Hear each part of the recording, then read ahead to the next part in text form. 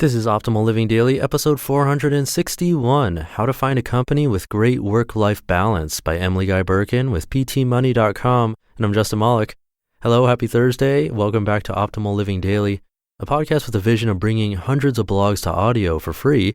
I read from a bunch of different personal development and minimalism blogs like The Minimalist, Mark and Angel, Derek Sivers, Steve Pavlina, Zen Habits, and many, many more, including PT Money, which I'm reading from today.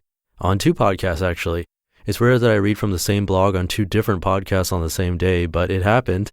You can check out Optimal Startup Daily because I'm reading a post about Etsy on that podcast from this same site, PT Money, but from a different author, actually.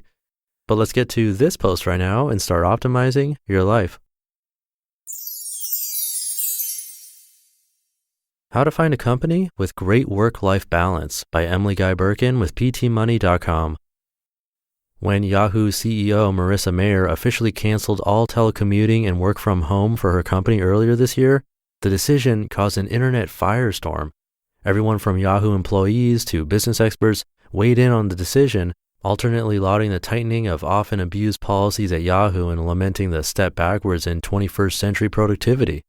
Whether Yahoo's new policy will have any effect on other companies or industries, it does bring into focus the importance of work-life balance in the modern world.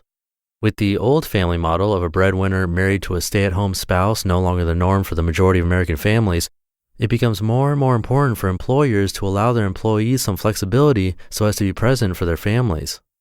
Unfortunately for dual income and single-parent families, however, many companies are slow to change and adapt to new views of productivity. For instance, my husband worked for nearly a decade at a company wherein FaceTime was considered all important. If he left work at 5:30 p.m. after having arrived at 7:30 a.m., his coworkers would ask if he was taking a half day. But even the companies with such a grueling corporate culture know to pay lip service to work-life balance in the interview process. My husband's company claimed to be committed to providing such a balance to its employees, even though nothing ever changed in over 7 years. So how do you determine if a job will actually be a good fit in your life before you've taken it? With some people advising job seekers to avoid mentioning work-life balance in the interview for fear of coming across as a slacker, it can seem as though there's no good way to figure it all out before accepting the job offer. Work-life balance tips to find a great employer. Thankfully, there are methods to find out about the family friendliness and flexibility of a company without either ruining your chances for the position or discovering the downsides too late. Here are 3 tips for researching the flexibility of your new job both before and during the interview process. Number 1, online search for work-life balance policies. Just as your prospective employer is Googling you, take some time to return the favor, which you'd probably be doing anyway in order to nail the interview. But instead of gleaning important facts to impress your interviewer with, use your search to find out what employees are saying about working there. Some sites such as Glassdoor will provide you with actual reviews of the company from the people on the front lines. In addition, you can check out which companies are ranked as the best to work for in places like Fortune, although that only works for the big names. Finally, don't be afraid to check out what people are saying on social media about your company. It's easy enough to do a hashtag search on Twitter to potentially find conversations about the workplace. LinkedIn can also give you valuable insight. The bonus is that all of this research can be done on the DL. Number 2, ask a current employee about work-life balance. The best source for information on this topic is someone who currently works at your prospective workplace. However, it can seem a little difficult or awkward to find time to talk one-on-one with another employee. There are a couple of ways that you can naturally go about this. The first option is to use your social media contacts in order to find someone you can talk to privately about company culture. The website simplyhired.com actually makes this simple by offering a Who Do I Know feature, which allows you to find contacts from your LinkedIn and Facebook accounts at various companies. In addition, during your interview, you can request an informal meeting with someone you'd be working with in the new position.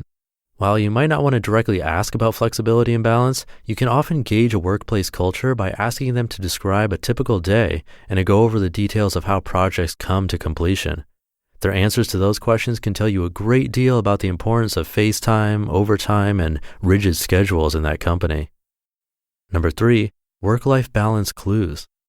Ultimately, there will be many cues available to the prospective employee regarding the flexibility and family friendliness of any particular workplace. For instance, seeing a number of women in leadership positions is often a good sign for a culture of work-life balance. While no company would ever admit that taking time off to have a baby could limit promotions for career women, that is often the case. A company that allows for family time and flexibility, however, will look at an employee's overall productivity rather than her long hours when determining promotions.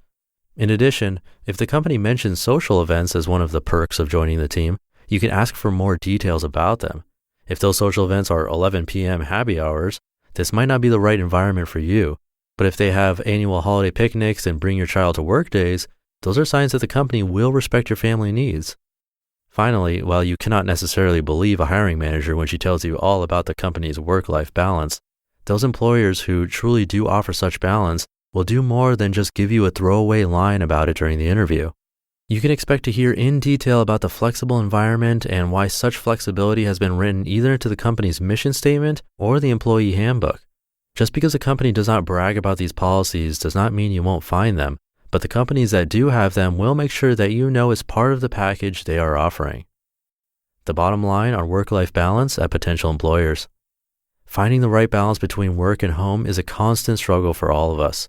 Fortunately, many employers have realized the benefits of allowing workers more flexibility, as it not only increases productivity, but also loyalty. However, old habits die hard, particularly in the corporate world, so finding the right family-friendly job can take some tact and finesse. Using these strategies can help you make sure you land in a position that you and your family will love. You just listened to the post titled How to Find a Company with Great Work-Life Balance by Emily Guy Birken with PTmoney.com. And again, I'm reading more from PT Money today on Optimal Startup Daily, so you can check that out. And the site is regularly read by Dan on Optimal Finance Daily too, so you can hear more there also. Check out all of our podcasts if you haven't already. It's a nice way to show support for this vision of bringing blogs to audio, all without costing you a dime. And I'll leave it there for today. I'll be back tomorrow with a post from Ramit Sethi. So I'll see you there in the Friday show, where your optimal life awaits. Hey, this is Dan from the Optimal Finance Daily podcast, which is a lot like this show, except more focused on personal finance. Justin handpicks the best posts he can find from blogs and authors like Ramit Sethi, Mr. Money Mustache, and more, and I read them to you 5 days a week. So if you enjoy this podcast, come on over and subscribe to Optimal Finance Daily too. And together, we'll optimize your financial life. You've been listening to Optimal Living Daily. Be sure to hit the subscribe button to stay up to date on each new episode and head to oldpodcast.com. That's OLDpodcast.com for a free gift as well as more actionable tips and resources to help you maximize your potential. Thanks for joining us, and remember, your optimal life awaits.